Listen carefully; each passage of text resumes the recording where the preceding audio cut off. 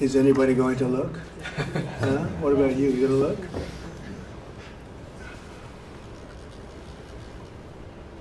And frankly, the FBI should be ashamed of themselves, and so should the Department of Justice, and so should Biden.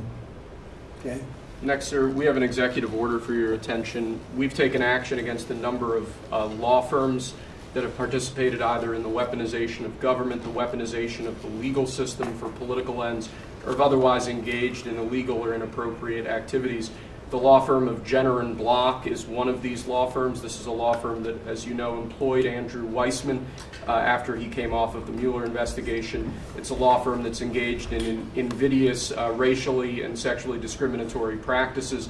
It's also a law firm that has participated in the weaponization of the legal system against American principles and values. And we believe that the measures in this executive order will help correct that. And Andrew Weissman is the main culprit? He's certainly... With respect to this firm? He is one of a number of reasons that we believe this executive order is warranted. He's a bad guy.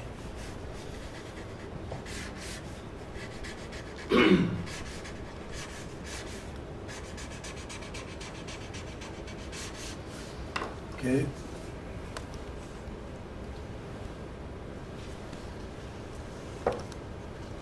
Next, sir, we have an executive order for your attention relating actually to government payments. Historically, checks issued by the Treasury are, I believe, 14 times more likely to become the subject of fraud than electronic transfer payments. This is an executive order that's going to push the Treasury Department to modernize its payment system to ensure that where possible they're using electronic methods of payment as opposed to paper checks in order to reduce waste, fraud, and abuse in the government, which is obviously an endeavor that we've been pursuing in numerous aspects of government under your leadership. It's basically modernization of equipment and methods, and it's something that really I think he's going to be a great Secretary of the Treasury wanted, Scott, and so we're doing this, and we have other modernization programs going on. We could let somebody else, whoever's next, whoever that may be, do it, but it's something that should have been done 25, 30 years ago.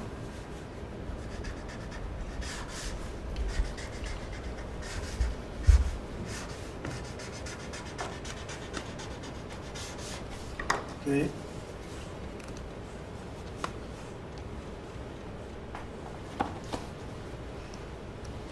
Along similar lines, sir, this is an executive order. We're calling it Protecting America's Bank Account. The basic idea here is that instead of having lots of different departments and agencies and offices issuing payment, often without justification, often without any provided rationale, we're going to be centraling payment processes where possible in the Department of the Treasury and ensuring that measures are taken in Treasury against waste, fraud, and abuse to ensure that money that's leaving the public Treasury is as protected as it possibly can be. All right, good.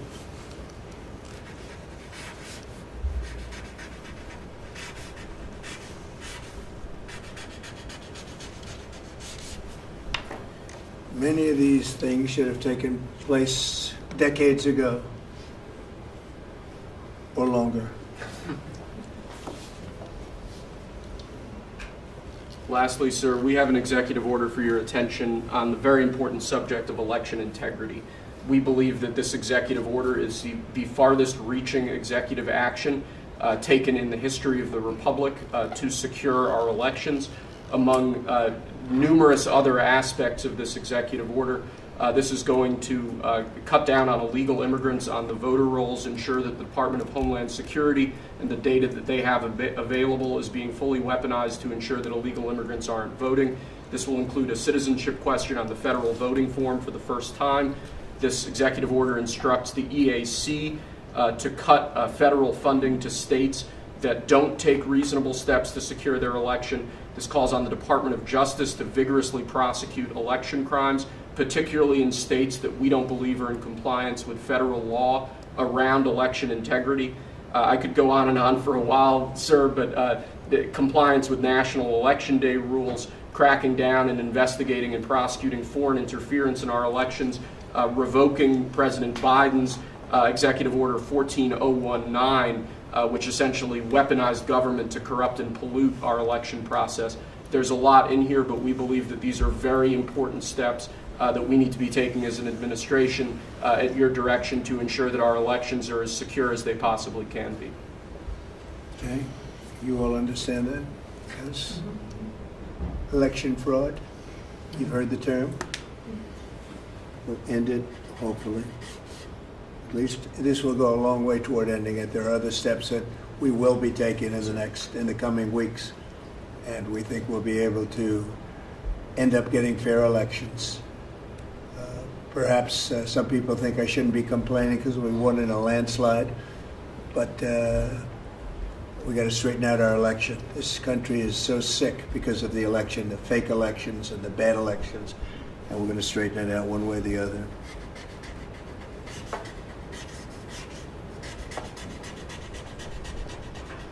And it's an honor to sign this one. To sign all of them, but to sign this one is a great honor.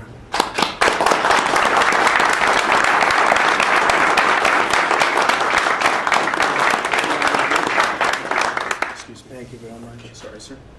So we're going to go around the room a little bit quickly, and we're going to introduce these very outstanding people. They've had, in all cases, outstanding careers. They're very incredible people that are going along as rapidly as the system can go along. We're ahead of, I guess, anybody else thus far. So I want to thank John Thune. He's done a very good job, and the whole Senate. We're being delayed as much as possible by Democrats, but that's standard. It gets to be just standard. But the process is moving along very quickly. So, Sergio, just say hello, and then we'll introduce everybody. Absolutely. Sergio Gorham, Director of Presidential Personnel. It's been an absolute pleasure again to know every one of you every step this way. As the President said, we're at a record pace. We have more nominees today from the Senate than at any previous point, over 70. And that's a record in 2 months. And we're proud of that. And we're determined to ensure the world has America First patriots in all of our posts. Charlie? Charles Kushner. I'm going to France and Monaco, and I'm proud to serve under the greatest president of our country. Very proud to serve. Thank you. Thank you, Charlie. James Blair, honored to work here in the White House as Deputy Chief of Staff. And Mr. President, I think that all of these successful people would want to go serve the United States under your leadership as a testament to your vision and leadership. Thank you, James. I'm David Perdue. I'm going to the People's Republic of China, and it's my honor to represent President Trump, people of America, and represent our interests and values in China. I'm Leah Campos. I'm going to represent the President in the Dominican Republic. Mr. President, thank you for the honor to serve you in the Thank you. Thank you. Mike Waltz, National Security Advisor. Look forward to working with every one of you on behalf of the President, his leadership, and the American people. John Arrigo. I am going to the Republic of Portugal, and I'm very excited to do so and serve on what I consider one of my closest friends and one of the best presidents this country has ever had. Thank you. Kevin Cabrera, nominated to be Ambassador to Panama. It truly is an honor, President, to be part of your administration. Thank you. Tom Barrett, nominee to the Republic of Turkey. Delighted and honored to be with you, Mr. President, in that host country, which is one of the most ancient in civilization, is in search for your peace, prosperity, and security program. Good place. Mr. President. Good leader, too. Yeah, Mr. President, thank you. It's an honor. I'm Pete Hoekstra, you know that. Yep. But I am going to Canada. Ooh. I look forward to serving you in Canada and your agenda. And you do a great job. Thanks, Pete. Juan Johnson, sir. Thank you for the nomination to represent you and the United States to the United Mexican States. And I'm really encouraged by some of the conversations you've had with President Sheinbaum recently and to the increase in support that we've seen out of her government along our border on the important issues. So thank you, sir. They have stepped it up a lot, Yes, Mexico and Canada. So see how it works, right? Yes, sir. Thanks. Matt Whitaker from Des Moines, Iowa. I'm proud to, as soon as I'm confirmed, go represent you at the North Atlantic Treaty Organization. Great. Thank you, man. George Glass, on my way to Japan. Previous administration, I served for you in Portugal. It is a great honor to be able to do this the second time. Thank you very for much. the opportunity. Thank you, George. President Trump, my name is Ken Howry. I'm your nominee to be Ambassador to the Kingdom of Denmark, a very close partner and ally. I served for you last time, the Kingdom of Sweden. I want to thank you for the faith you've placed in me as your nominee to Denmark. Thank you. Thank you very much. President Trump, thank you for the honor of a lifetime. My name is Stacy Feinberg, and hopefully I'll have the honor of serving in Luxembourg. And I think this is the greatest presidency and the greatest time in history, and it's all because of you. Thank you very much. Nicole McGraw, nominated to serve in Croatia, and it's such an honor to be here with you today and to serve you and the American people. Thank you. Thank you very much. President Trump, thank you very much for your nomination to the Republic of Chile. And let me tell you, Border Patrol agents are so thankful for everything that you've done for them. But That man knows more about the border than anybody, I want to tell you. Thank you. President's a great honor. Thank you very Thanks. much. Good Good luck. afternoon, Mr. President. Brian Birch. If I'm confirmed, I'll be representing you at the Holy See. And Catholics are very proud of your work. Your team is doing an excellent job, so thank you. Very honored to serve. Thank you very much. Mr. President, thank you again for the honor, the greatest privilege. My name is Summers Farkas. I will serve this great man at the Republic of Malta. Thank you, sir. Thank you, Mr. President. Joe Popolo from Dallas, Texas. Very proud to serve you at the Kingdom of the Netherlands, the very first country to recognize the United States 250 years ago. Thank you. Thank you. Mr. President, if I'm confirmed, I will be representing you in the state of Israel. It will be an extraordinary honor, and you've done more for Israel than any president in any time of its history, and we are grateful. And I'm hoping I'll get to be there by Passover. Thank you, Mike. And Mike is an outstanding guy. They all are. Mike, I think he's going to do wonders for Israel. He actually probably gets along with both sides, and that'll be interesting to see. But the world is watching you, Mike, so good luck. Thank you, Mr. President. Good luck. You're going to do well. Thank you very much. Mr. President, thank you for this great honor to serve the Republic of Italy and San Marino. I'm so looking forward to going over there and working with that great ally, and for the pleasure to serve you. Your staff has been great working with us and have done a great job, and we really appreciate them. Thank you, sir, Thank for you. pushing this along. And have a good time. A really good time. I'm Warren Stevens from Little Rock, Arkansas, and I have the honor to represent the President and the United States in Great Britain and Northern Ireland, and to be chosen to go to such an important ally of ours is, I know, sir, and I'm looking forward to it, but thank you for the honor. You're going to do fantastically. These are tremendously successful people, and you two guys, and then you add on Mike. I think they have a little more money than Mike, but he's got some other advantages. He's got some other, like upstairs, he's got some big advantages. Yeah, he does. It's very exciting. It's really exciting to have all of you. Would you have any questions, media, for the people that you just saw? So outstanding, and I thought it would be nice to bring them before you. And so if you have any questions, please. I wanted to ask about the talks in Saudi Arabia. It sounds like you made some progress on a Black Sea ceasefire. Yeah. Could you update us on that? What happens now? So we've made a lot of progress on two fronts, on both sections that we call them sections, but they're much more than that, Russia, Ukraine, and also the Middle East, and we'll see what happens. We're in deep discussions with Russia and Ukraine, and I would say it's going well, but it's a situation we should have never had to even think about, should have never happened.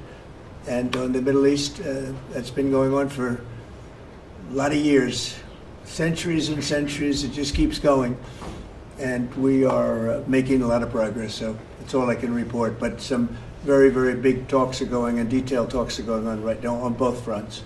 Mr. President, you said that your national security advisor learned a lesson after a reporter... Wait a minute, excuse me, I didn't pick you. Go ahead, please. Mr. President, the ceasefire agreement that was broken today allows for third-party countries to help implement the agreement. What does that look like, and who's going to be involved? The ceasefire agreement? Yes, the maritime ceasefire agreement between Russia and Ukraine.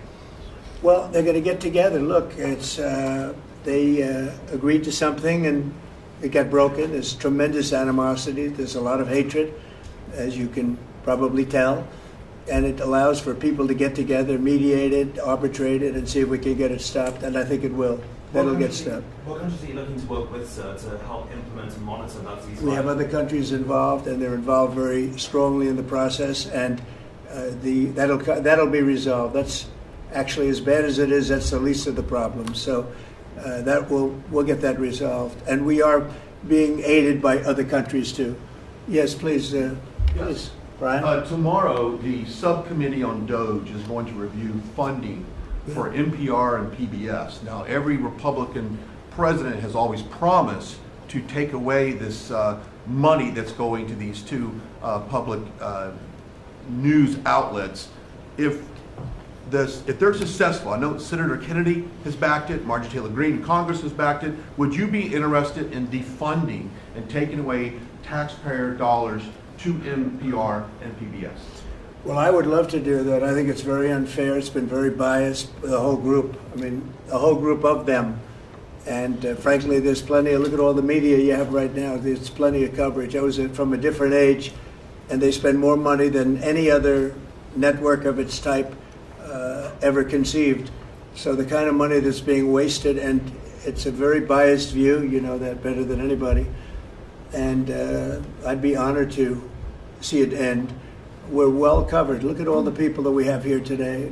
We're well covered, and we don't need it, and it's a waste of money. Especially, I don't even know what DOGE's recommendation is. I assume their recommendation is to close them up. Well, after they hear all the testimony, I think they're going to make a decision relatively sooner than later. Yeah. But we'll see what that turns Yeah, out. I can't imagine that they wouldn't, because they have found so much waste, fraud, and abuse, hundreds of billions of dollars, and just waste, fraud, abuse. You heard yesterday some of the new things that were found. 22 billion just in environment, billion. You know, if you had 22 million, Warren, it would be nice, but 22 billion put into environmental accounts. One was 2 billion into one account, Stacey Abrams, where they had $100 in the account. And just before I came in, they put $2 billion. And you guys are looking, so you mean 2 million or maybe 200,000? No, $2 billion were put in the account. What do you think of that, Mike? Do you think that's a straight deal, 2 billion? Just write me the check, Mr. President. I'll take me to Israel. It's a horrible thing, and we have so many of those things. So they've done an incredible job, and the country wants to hear it. I think DOGE is actually very popular because of what's happening. They're hearing about all of these scams and for big money, tremendous amount. And when you add it up, just hundreds of billions of dollars being wasted, and much of it's fraud. You know, we talk about waste. And it is waste and abuse, but a lot of it's fraud Can I too. follow up on something? Yeah, go ahead, Brian. I just want to follow up on that. If Planned Parenthood is defunded, would you look into the harvesting of baby organs that they've done throughout the years and maybe go after some criminal prosecution on that? Well, I think you're talking about a subject that is a heated subject, and we'll look into it. We're going to look into everything, but that's certainly a subject that's been debated for a long time, and we will look into it, yeah. Mr. President, Some senators have expressed hope that the White House will support a rescission package to codify some of the DOGE cuts into law. Where does the White House stand on that? And are you making progress? Which package? A rescission package to codify some of the DOGE cuts into law. You know what? It would be great. I think we're going to do that. I think they're going to do it. I think we're also going to be codifying a lot of the executive orders that we've done, which have been very popular. And we're looking at one, I will tell you right now, that I think perhaps will be controversial, but not with the people, and that's sanctuary cities. We're going to end sanctuary cities for some of these jurisdictions that aren't cooperating with law enforcement. They're guarding criminals. They're taking the rights away from the citizens of their state and their city. And we're going to be ending sanctuary cities if we find it necessary to do in certain major areas. And we may just end the entire thing altogether, because it's just a way of protecting criminals, and nobody else is benefited by that. And for some reason, Democrats want to keep and they want to shield criminals from being sent back to their countries or being sent to prison. And in the meantime, the crime rate has gone through the roof. Under Biden, it was through the roof. It's starting to come down, but we're taking a lot of people out of here. So we may be presenting you very shortly with a executive order ending sanctuary cities. Mr. President, are you going to change any of the practices that your national security officials used after a reporter was inadvertently added to a group chat about attacks on Yemen? Well, I think it's a question I've been asked now, and I've given a few answers, and they've all been the same. We have an amazing group. Our national security now is stronger than it's ever been. We have had a very, very successful, numerous attacks on that area. These are people that shoot down ships, not only our ships, ships all over the world. They're shooting down right out of the water and damaging them badly, or they're going down. They're also shooting anything that happens to be flying in the area. We hit them very, very hard. There was no classified information, as I understand it. They used a app, if you want to call it an app, that a lot of people use, a lot of people in government use, a lot of people in the media use. And I think I'll ask Mike. Mike is here. Do you want to respond to that, please? Yes, Mr. President. You asked about lessons. I think there's a lot of journalists in this city who have made big names for themselves, making up lies about this president, whether it's the Russia hoax or making up lies about Gold Star families. And this one in particular, I've never met, don't know, never communicated with, and we are looking into and reviewing how the heck he got into this room. But I'll tell you what, the world owes President Trump a favor. Under Biden, global shipping was shut down. Pinprick attacks, months between them, our destroyers being fired upon dozens of times. President Trump took decisive action with his national security team, took out the head missileer, knocked out missiles, knocked out headquarters, knocked out communication sites. And for once, as we hear, as you all hear from every one of our allies, thank God for American leadership again. Thank God for American strength. You're welcome. And look, we had a national security team that was coordinating these efforts. As Director Radcliffe testified today, his first day on the job, he was introduced to this app on his government systems at the CIA and at the State Department and otherwise. So, look, this journalist, Mr. President, wants the world talking about more hoaxes and this kind of nonsense rather than the freedom that you're enabling. And a key part of our sovereignty is open sea lanes and knocking the crap out of terrorists, which is exactly what your team and Pete Hegseth, a good friend and fellow veteran, is leading the charge on. And it's an honor. We had a very, very successful, we had a very, very successful evening. And we've had numerous successful evenings and days in that area. The Houthis are absolutely on the run. The worst of them has been killed. This should have been done a long time ago by Biden, but Biden was an incompetent president. He couldn't do anything. He didn't know where he was going. He had no clue. This guy had no clue. This should have been done a long time ago. As they shoot missiles at ships, randomly shoot missiles at ships. And they make their own missiles. You know, this is not an incompetent group of people. They make their own missiles. They get the missiles also from Iran. It's an offshoot of Iran, another offshoot. You have Hamas, you have Hezbollah, you have the Houthis. You got a lot of stuff going on with Iran. And we sent a letter to Iran. You're going to have to be speaking to us one way or the other pretty soon because we can't let this happen. But that's an app that a lot of people use. And somebody got on. I mean, happened to know the guy's a total sleazebag. The Atlantic is a failed magazine. Does very, very poorly. Nobody gives a damn about it. This gives it a little bit of a shot. And I will tell you this: that they've made up more stories, and they're just a failing magazine. The public understands that. He's a very good man. That man is a very good man right there that you criticize so strongly. He's a very good man. And he will continue to do a good job. In addition to him, we had very good people in that meeting, and those people have done a very, very effective job, and you're going to see it. And it goes on, by the way. It's going to go on. And I think the Houthis wish that it didn't happen, but that's what it's all about. We have to create a safe country, a safe world, and that's what we're doing. Do you worry that national security was put at risk, Mr. President? Of senior officials using signal. Do I plan to ban who? The use of signal to communicate from senior officials. Well, I don't know I don't know anything about signal. I wasn't involved in this, but I just heard about it, and I hear it's used by a lot of groups. It's used by the media a lot. It's used by a lot of the military, and I think successfully. But sometimes somebody can get onto those things. That's one of the prices you pay when you're not sitting in the situation room. with no phones on, which is always the best, frankly. But the best is to be there. In fact, oftentimes I've been in fact, just last week I was in the Situation Room on something very important, and we had a couple of people hooked up by line, and I said, cancel the line. Sorry, fellas, what you do is we'll tell you all about the meeting, because I know people do get on those lines, whether it's Signal or anything else. Yeah. So are you going to change any procedures as a result of this? Well, I mean, look, we look at everything, and they've made a big deal out of this because we've had 2 perfect months. We are bringing in business. We have another one announced tomorrow, a big one, very big. Like in the history of our country, nobody's ever seen anything like it. And I think probably a lot of people are saying they started by saying it was the greatest first month that a president has ever had, and I think that's true. And now they say it's the best second month, and they had to find something. And this certainly will look at this, but the main thing was nothing happened. The attack was totally successful.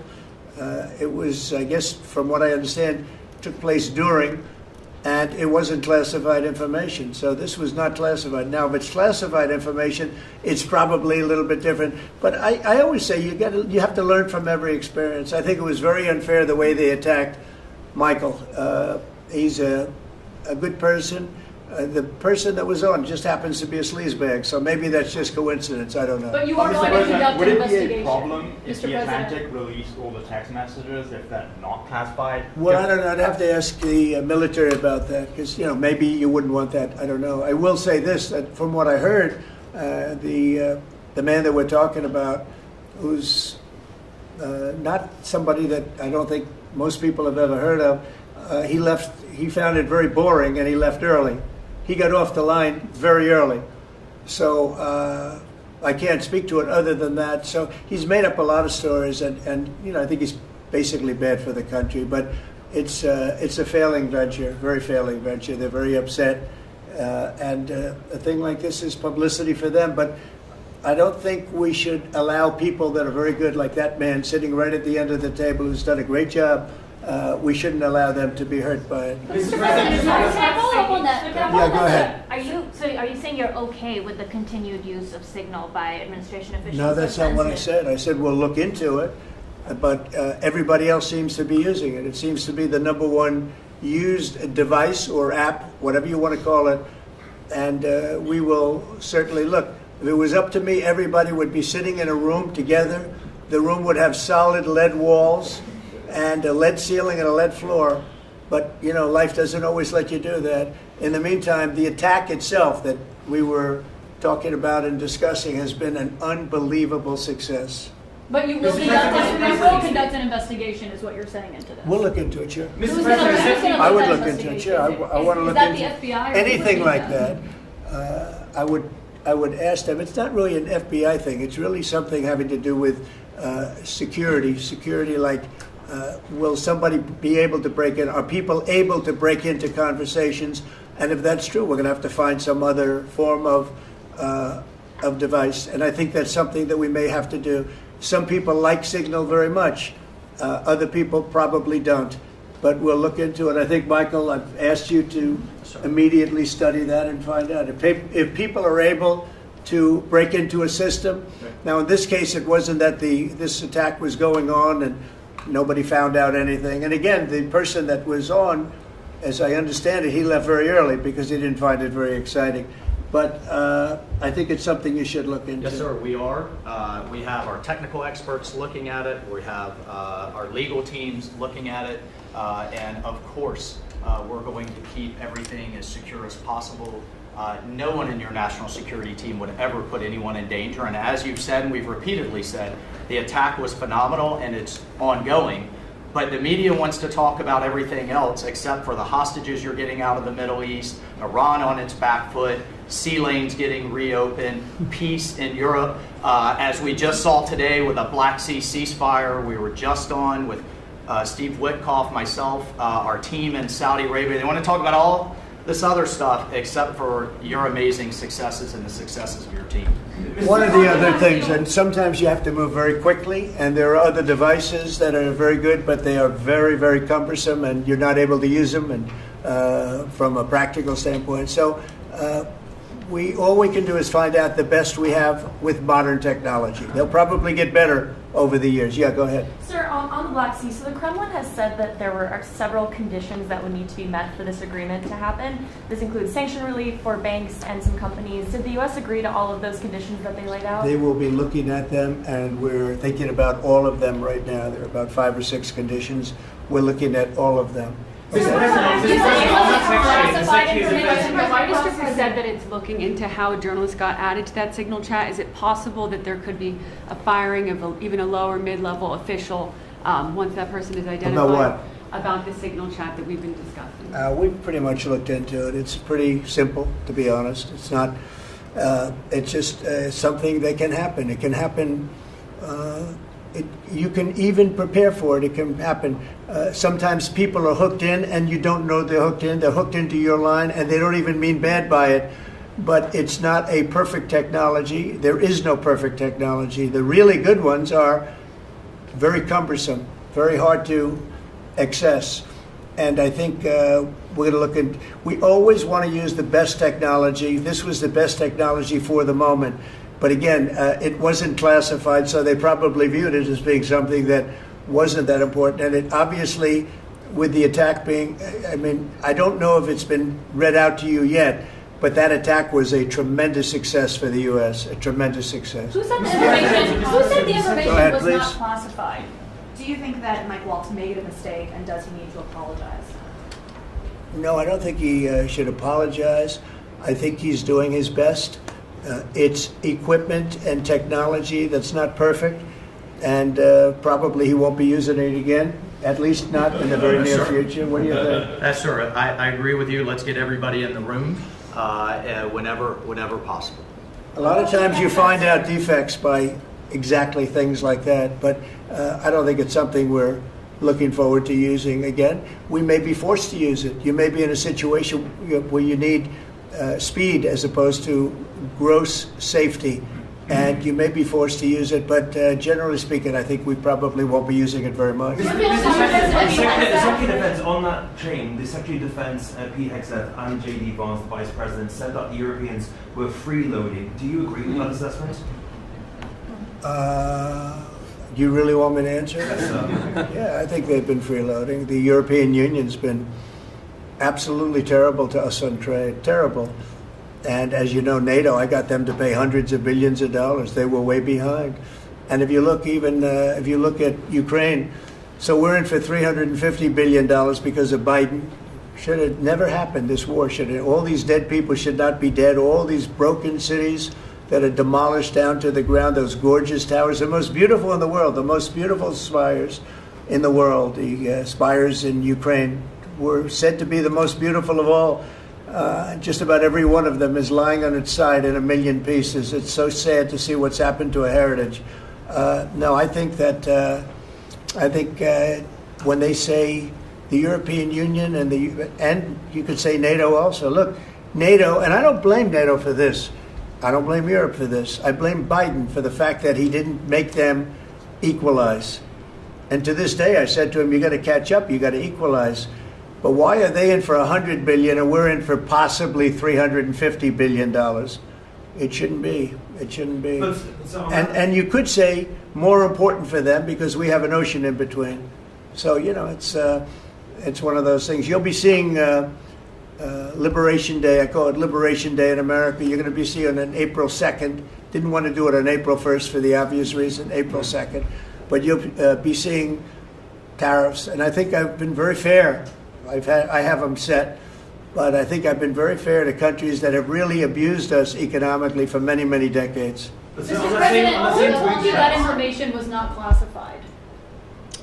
Another question? Which of your national Please, security go ahead. advisors Just following up on your comments on the economy, there is reporting that consumer confidence fell for the fourth straight month. What is your message to Americans who are concerned about? Well, I know terrorism? this, that for the first time in like 50 years, right track, wrong track, we're on the right track.